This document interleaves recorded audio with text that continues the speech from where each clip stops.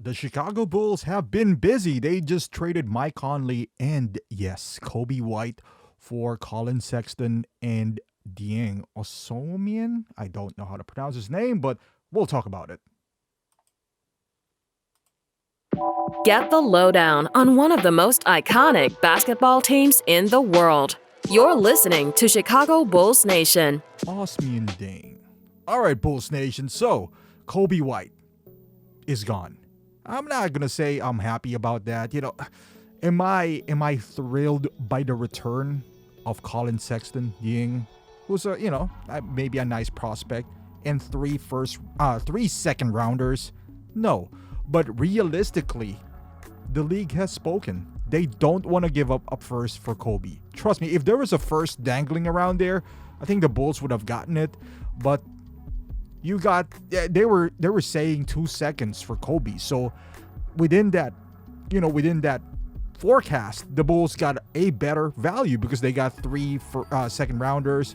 They got rid of Mike Conley, who is, Mike Conley. We don't need that. They let's just put it this way: they decreased their guard value by one by attaching Mike Conley as well to make the salaries work.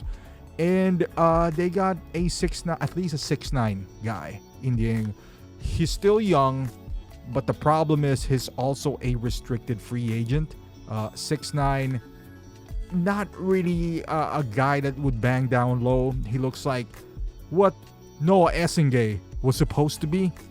But once those guys starts playing him, Matas and Noah Essengay, this would be a pretty tall front court, without a center for now.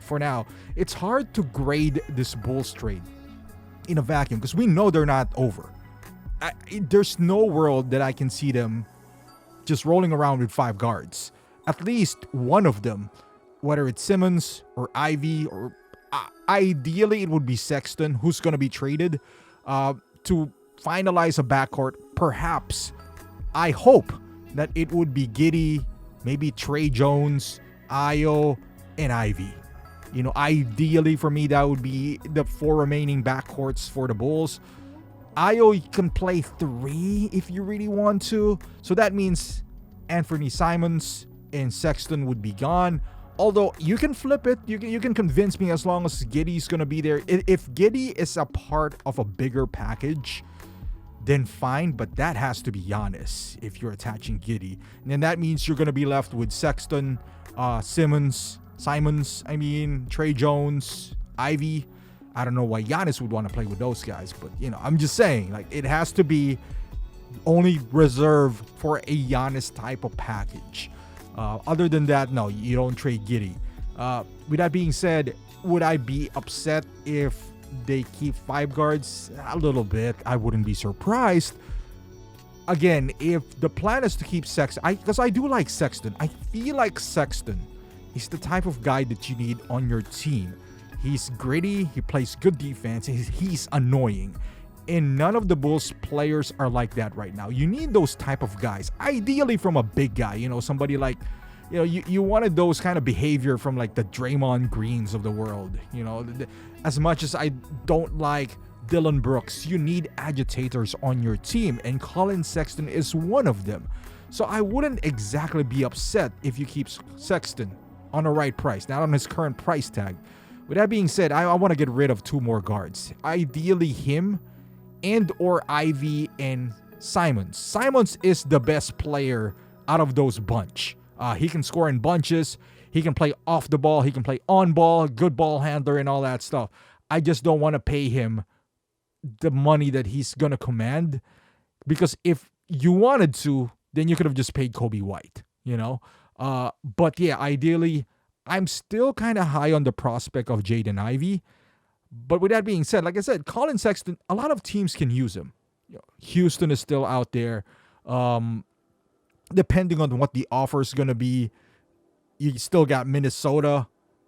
I'm sure they prefer Kobe White more, but getting 3 second rounders for Kobe, I'm assuming they offered less, and that's why the Bulls went with that route.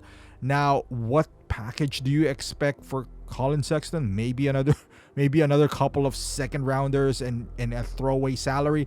What I noticed within this this archetype that the Bulls are collecting is that not just their guards, they just happen to be guards that are expiring. So the Bulls are kind of managing their books, kind of like, hey, we don't want to take out, because I'm sure they could have gotten a center or some wings, but it feels like the Bulls are valuing their flexibility next season. That's why you see a bunch of free agents out here. So if things doesn't work out, let's say no one picks up Sexton or Simons, they can, keep him on the roster, let him expire, or do a sign and trade at the end of the deadline. Who knows? But they're keeping their options open, which, again, for what exactly? I don't know. I'd rather have them, field up a first rounder and pick up a longer salary, because there's a lot of teams with cap space next year. And since you already got rid of Kobe, what are you, saving up for? There's not a big time free agent unless you're planning to just throw money at Tari Eason on the, free agent market, because he's a restricted free agent, which I don't suggest, and or Walker Kessler. I would that would make the Bulls better. Would that move the needle? Towards a championship? Maybe it will move the needle towards a 6th, 5th seed. I'm not sure. But whatever the plan is, I hope it's something better. But right now we got Colin Sexton on the team. Honestly, I don't expect him to even have a jersey. I'm not gonna lie to you. I just want to make the video up, hopefully calming the Bulls fans down, that I don't think this is a finish trade. I by that I mean they're not done. I fully expect Sexton and Simons to be gone, but we'll see. But thank you for watching. Subscribe to the channel if you're a Bulls fan, and I'll see you in the next video.